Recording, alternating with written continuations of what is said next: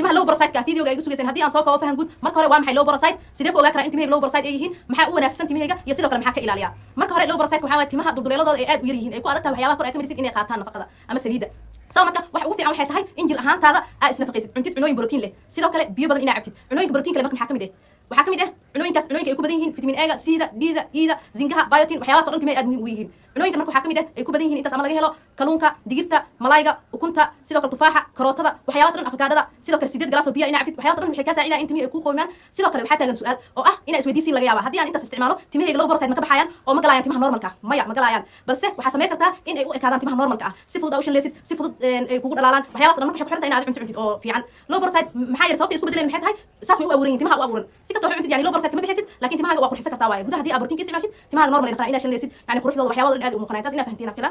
mid xigta oo ah maxaa isticmaalaa haddana sidoo kale oo conditioner iyo waxaas waxyaaba amarinaysid maaska qaabka u isticmaalaysid marka horeba timaha waxaa ku dhaqdaa biyo diiran si dulduleelada timaha ay u furmaan isla markaana wixii amarsay si toos ay ugu qaataan saas waa samayn kartaa mid xogta oo ah in timihii aa masaajeysid masaajka fudud inaad samaysid sidoo kale marka qaarkood inaad huurisid timaha yani nafaqada aa ku huurisid maxaa yeelay way qaadanaysaa si fudud ay ku qaadanaysaa cuntadana gudaha waa ka cunaysaa waxyaaba borotiin waa cabaysaa biyaha sidoo kale waa ku dadaalaysaa kadib maas markaa marinaysa waxaa kula timaha qandacinaysaa sidoo kale timaha waxaa ka ilaalinaysa waxyaabaha kulul ama waxyaabaha culus saliidaha culus sidoo kale kiimikooyinka fooneeyaha waxyaabahaas oo dhan adiga way ku daran yihiin inaad ka ilaalisid loo baahan yahay dirnaan okay waa biyaha kale inaad dirsid laakiin waxyaabaha zaa'idka iska ilaaliya waan soo koobay marka sidee ku ogaa kartaa timahaaga in ay yihiin low parasite